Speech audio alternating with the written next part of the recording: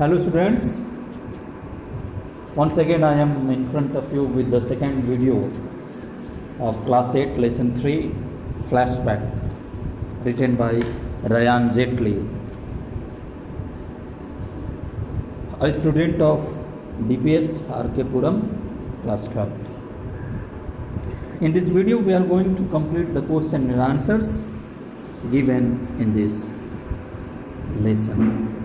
So without any delay, let's start. The question number 1. This is for reminding you of the flashback. Now let's move to the question number A. Question number A is, how do you know that the photograph was an old one? आपको ये कैसे लगा, आपने ये कैसे जाना कि जो फोटोग्राफ था वो पुराना था? Answer is, at the very beginning of the poem, कविता की शुरुआत में ही द पोएट हैज मेंशन्ड, कवि ने ये मेंशन किया है that the photograph was old, ये जो फोटोग्राफ था वो पुराना था, येलो पीला पड़ गया था, एंड क्रिंकल्ड और मुड़ा तोड़ा था, with a thick layer of dust over it, और इसके ऊपर गहरी मोटी धूल की परत जमी हुई थी, विच clearly indicates that the photograph was old one, जो कि स्पष्ट इस बात को प्रमाणित करता है कि वो जो फोटोग्राफ था वो पुराना था. Let's move to the question number B. And the question number B is, can you guess the age of the person in the photograph? How do you know? अब आपको इस फोटोग्राफ में जो पर्सन दिया गया है उसकी उम्र पता लगानी है, गेस करना है, अंदाज़ा लगाना है. और आप हाउ डू यू नो, आप ये बात कैसे जानते हैं? Let me show you the picture. You have to find out the, you have to guess the age of this person. I think, according to me, the age of the person is in the poem is between 55 to 60 years. The hair seems to be dyed. ऐसा लगता है जैसे उसने hair dye कर लिए हो. He has a stick in his another hand, और उसके दूसरे हाथ में एक छोटी सी छड़ी है. सो सच फिजिकल अपीयरेंस जस्टिफाइज माई एजम्पशन, और इस प्रकार का उसका जो शारीरिक अपीयरेंस है, जो लुक है, वो मेरे एजम्पशन को जस्टिफाई करता है कि वो आदमी लगभग 55 से 60 वर्ष का होगा. Let's move to the question number C, and the question number C is, why did the poet's throat go dry on seeing the photograph? Photograph देखने के बाद जो कवि है उसका गला क्यों सूख गया? The answer is, poet's throat went dry. वो जो पोएट था, जो कि इसमें माई सेल्फ बोलता है, वो जो पोएट है वो इस कविता में उसका गला इसलिए सूख गया क्योंकि उस फोटोग्राफ को देखने, after recalling its past, poets throat went dry after recalling its past, अपने पुराने दिनों को याद करके पोएट का गला सूख गया. और पैरेंथेसिस मैंने लिख दिया है, the era that had gone long ago, उस एरा को याद करके, उस युग को याद करके जो कि कहीं बहुत पीछे छूट गया था. Let's move to the question number D, and question number D is, why does the poet say that the boy in the photograph was richer than him? अब पोएट ये क्यों कहता है कि जो फोटोग्राफ में जो बच्चा है वो उससे ज़्यादा अमीर है? ऐसा क्यों?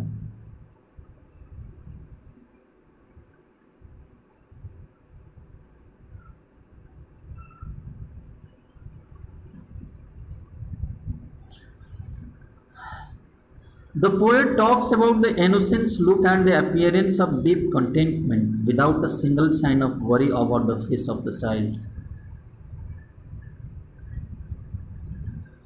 ये although the poet has amassed knowledge and the wealth, हालांकि पोएट ने बहुत ही ज़्यादा, ये मैं जोड़ करके अभी फिर बता रहा हूँ कि आप ये ज़रूर लिखें कि although the poet has amassed the knowledge and the wealth, but in this poem he also talks about the innocence look and the appearance of deep contentment without a single sign of worry over the face of the child. उस बच्चे के चेहरे पर जो innocence look है,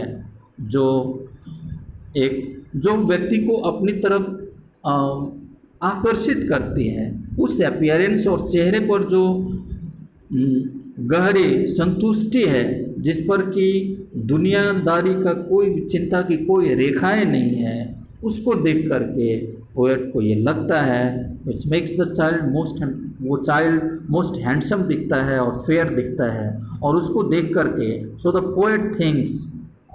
poet सोचता है that the boy and the photograph was richer than him, इस फोटोग्राफ में जो बच्चा है वो उससे ज़्यादा अमीर है। क्यों? क्योंकि उसके चेहरे पर गहरी संतुष्टि है, वो इनोसेंट है, और साथ ही साथ उसके चेहरे पर चिंता की कोई रेखा नहीं है। Let's move to the question number E. The question number E is what was it that the poet had forgotten to use. ऐसी क्या वस्तु थी जिसे कि पोएट ने पोएट यूज करना भूल गया था? ऐसी क्या चीज़ थी?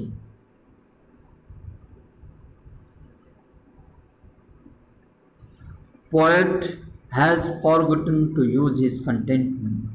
पोएट ने अपनी संतुष्टि का उपयोग कैसे करें, यानी संतुष्ट कैसे हों, उसका उपयोग करना वो भूल गया था। अपने स्माइल का उपयोग करना भूल गया था, एंड सिंप्लिसिटी, और उस सादगी का उपयोग करना भूल गया था, विच ही आउंड वंस अपॉन अ टाइम, जो कि कभी किसी ज़माने में उसके पास हुआ करते थे।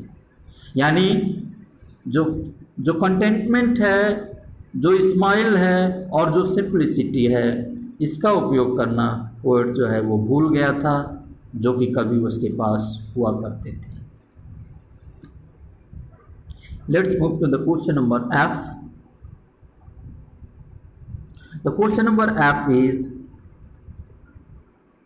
Do you think the poet had fond memories of his childhood.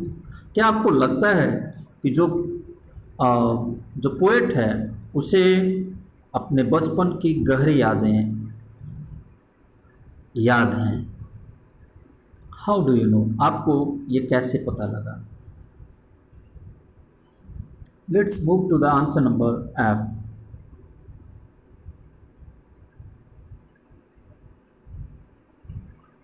Yes, in my opinion, that the poet had fond memories of his childhood.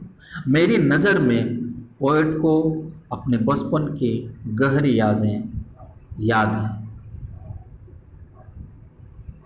When, W-H-E-N, when, sorry,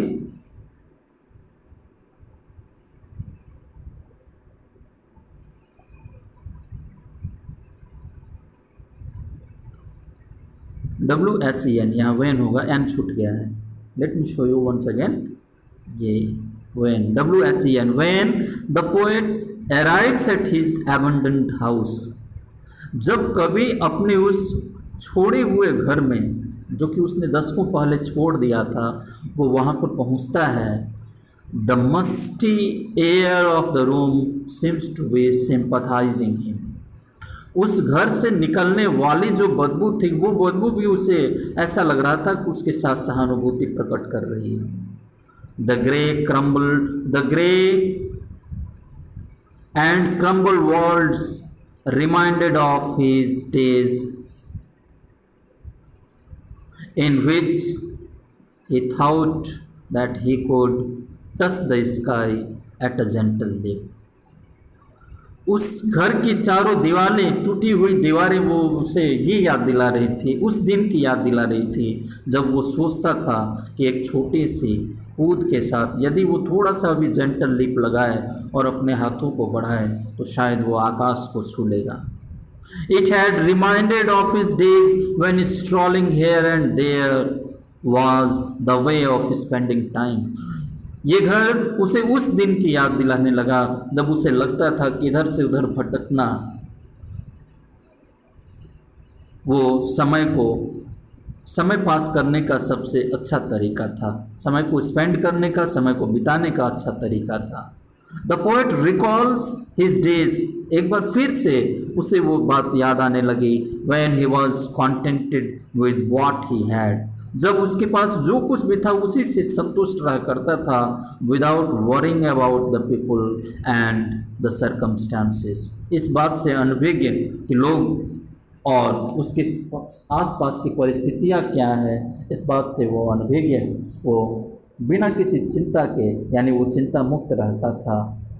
this different scene narrated by the poet suggest, और इस प्रकार के विभिन्न दृश्य जो कि poet इस कविता में नैरेट करता है, ये सजेस्ट करता है, ये इस बात की तरफ इंगित करता है, अबाउट हिज चाइल्डहुड मेमोरीज, जो कि ये दर्शाता है कि उसे अपने बचपन की पुरानी यादें, उसे बचपन की यादें बहुत ही गहरी हैं, उसे बहुत अच्छे तरीके से याद है। Let's move to the question number G part 1। Question number G क्या है? Read the extract given below and answer the questions that follow। नीचे दिए गए कुछ लाइन दिए गए हैं इस पोएम से, और आपको उससे जुड़े हुए क्वेश्चन के आंसर देने हैं। 4 grey crumbling walls, a generous layer of dust and dirt that drenched the ground। 4 टूटी हुई दीवारें जिस पर की धूल की परत जमी हुई थी, और जो ग्राउंड था, जो सतह था, वो धूल और जो कि कीचड़, डर्ट और डस्ट दोनों से सना हुआ था। अब इससे कुछ प्रश्न दिए गए हैं। Which place do the above lines describe, ये कौन से जगह की बात कर रहा है इसमें poet?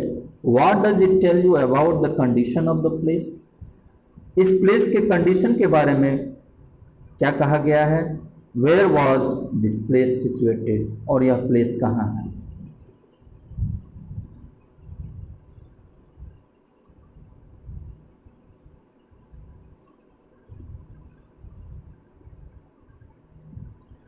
The above line describes the house of the poet which he had left decades ago। ये जो पंक्तियां हैं ये कवि के घर के वर्णन करती हैं जो कि उसने दशकों पहले छोड़ दिया था। बी है, बी नंबर क्वेश्चन था कि what does it tell you about the condition of the place, उस घर की स्थिति क्या है, उस जगह की स्थिति क्या है? तो जगह ये है, वो घर है। द वॉल्स हैव क्रम्बल्ड, घर की दीवारें टूट चुकी हैं। And there is thick layer of dirt and dust, और कीचड़ और धूल से वो घर सना पड़ा है। See, where was this place situated, और यह जगह कहाँ स्थित था? This place was situated near by a brook, एक नदी के किनारे ये घर था। Students, let's move to the next part of the question number ji.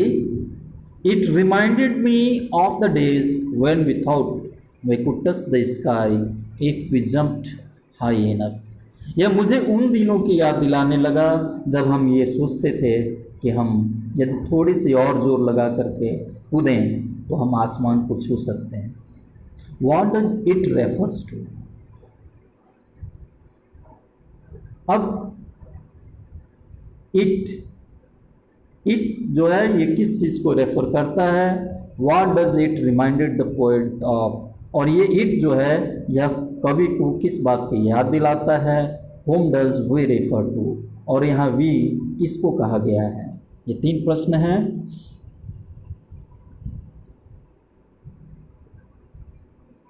According to me, मेरे हिसाब से, it is second part of question number G. It refers to the musty and dusty house of the poet which has reminded me of his past days. It जो है ये धूल और dirt से सनी हुई उस घर की याद दिलाता है पोएट को, जिसे कि वो जो कि उसे विच has reminded him of his past day, जो घर उसे अपने पुराने दिनों की याद दिलाता है। It refers to musty and dusty house of the poet. It जो है ये कवि के पुराने घर की याद दिलाता है, और विच हैज़ रिमाइंडेड, और वो उस घर को देख करके कवि को अपने पुराने दिन याद आते हैं।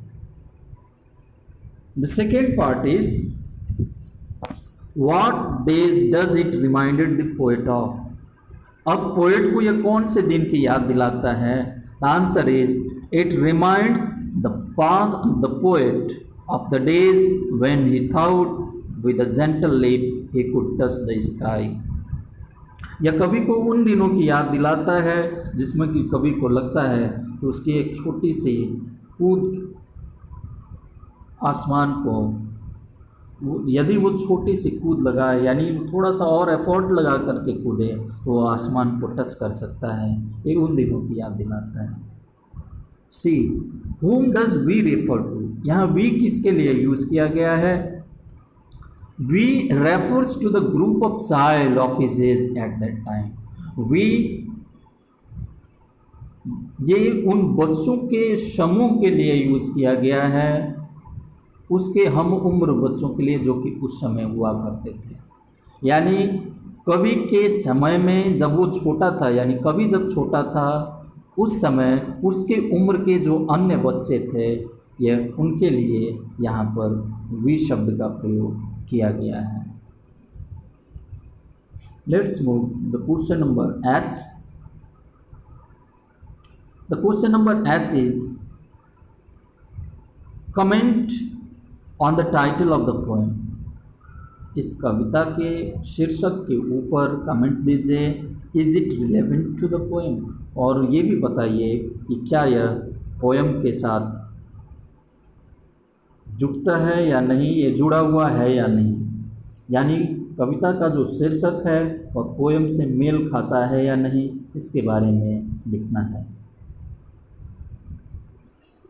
According to me, the title of the poem is relevant to the poem. Poem का जो टाइटल है वो पोएम से रिलेवेंट करता है, जो कविता से रिलेवेंट करता है। The man in the poem finds the picture.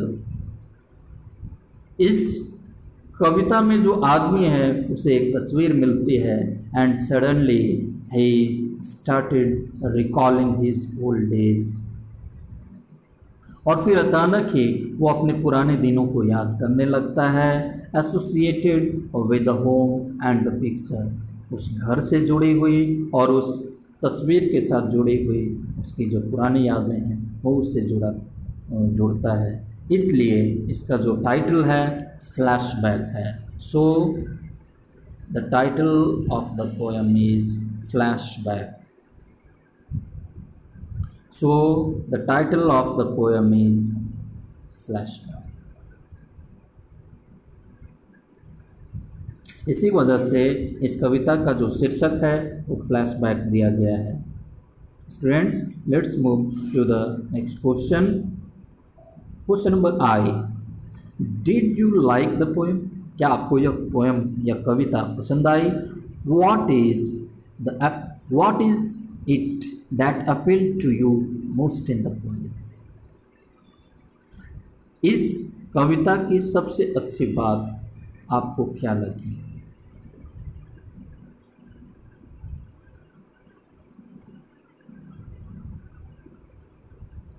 Yes, I like the poem very much. हाँ, मुझे यह कविता काफ़ी पसंद आई। एट द पॉइंट, उस स्थिति में, when the poet missed his farmer house, उस स्थिति में जब कवि को अपने पुराने घर की याद आने लगी।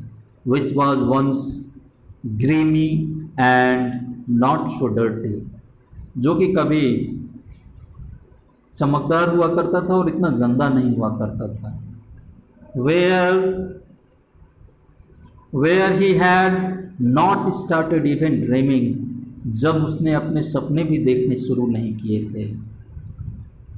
जहाँ where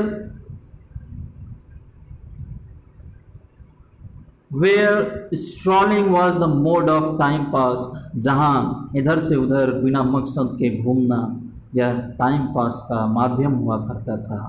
And at that leaping a little more would have reached the sky appealed me not, और फिर वो थिंकिंग जिसमें कि थोड़ी सी कूद आसमान को छू सकते हैं, ये बात सबसे ज़्यादा अपीलिंग इस कविता में मुझे लगी। Students, I do hope this is gonna be beneficial for you, या आपके लिए अच्छा साबित होगा। You must have understood the question and answers, आपने प्रश्न और उत्तर समझ लिए होंगे। यू में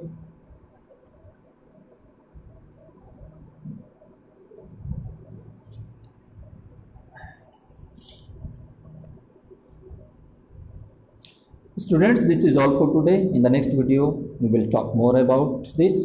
Thank you.